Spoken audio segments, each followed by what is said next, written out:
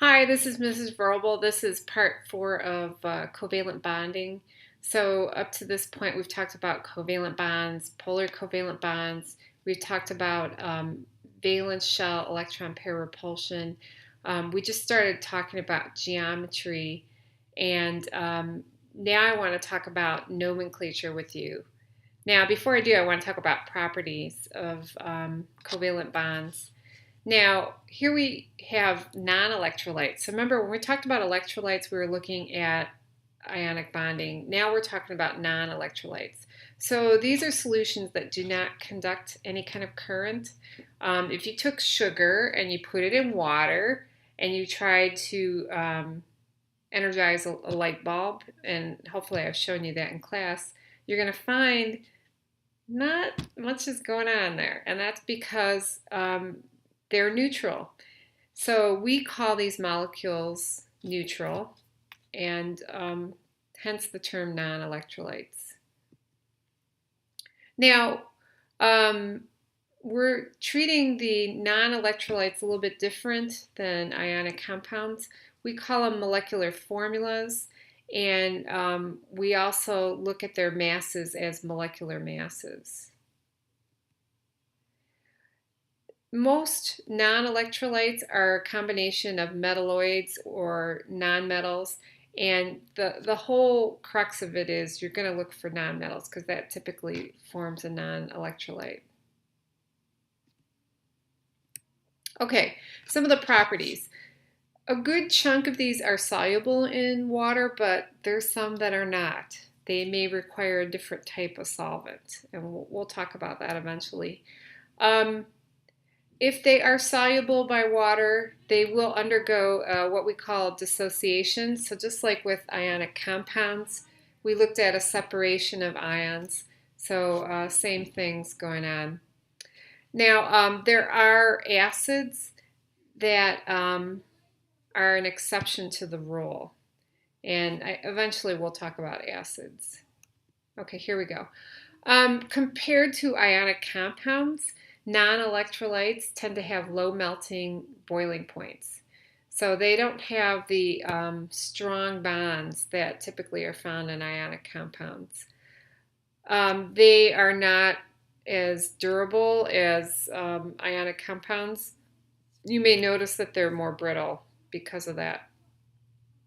But the interesting thing is with non-electrolytes, you can have all different phases. So you don't necessarily have just solids at room temperature. You could have liquids at room temperature. You could have gases at room temperature. Okay, now let's talk about naming. So naming is a little bit different than what we talked about with ionic compounds. And the one thing that I stress with students is when you are naming compounds, you have to look at whether or not they're nonmetals or metals. If they are nonmetals only, you're going to use this type of nomenclature.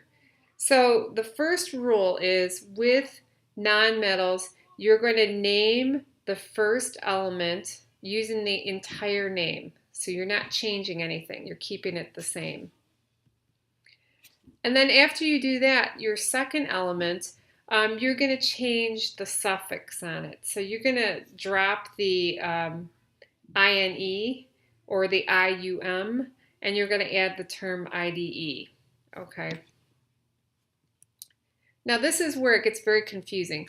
Now with ionic compounds, we used Roman numerals with transition metals. We did not use prefixes at all with ionic compounds, and I can't stress this any more than I do. Only with non-electrolytes or covalent compounds do you use prefixes. Once students are exposed to this, they automatically assume ionic compounds get suffix or prefixes. They do not, okay? And we'll go through some practice here. Okay, so I have a series of compounds here, and I'll do the first few and then you're going to do the last two. Okay, so here we go. We have SO2. So starting off, when we're writing the name, we want to write the element's name first. And notice with sulfur, I don't change it to sulfide. I keep it as sulfur. Now there's a 2 here. So if you remember your prefixes, mono, di, tri, tetra, okay, and so on, this is going to be di. And then we have oxygen. But remember, we're not leaving it as oxygen. We're going to take off the YGN and change it to oxide. So this is sulfur dioxide. And it probably sounds a little familiar. It's sort of like carbon dioxide, but much more smellier. Okay, so that's our first name. Our second name here, okay, we have element carbon. So notice we don't have to change it to carbide. We keep it as carbon.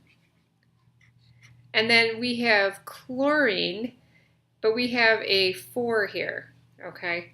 So with 4, you're actually going to give it a tetra prefix. So carbon tetra. And we don't keep it at chlorine, we change it to chloride. So it's carbon tetrachloride.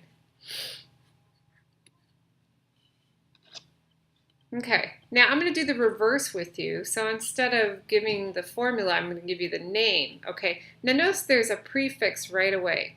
Okay, so we could have an instance where there's actually a subscript with the first element, and we're going to put H2. Okay, and then there's another prefix here, and there's oxide. So remember, when you see oxide, that's essentially oxygen. And we're going to write oxygen and then put a 2 there. That's actually hydrogen peroxide. So don't be surprised if you see dihydrogen dioxide. And I'll throw this one out to you. See if you can name water using this procedure. Okay, that'll be a bonus question for you. Okay, so you're going to name this formula, and then you're going to take this name and turn it into a formula for the video assessment.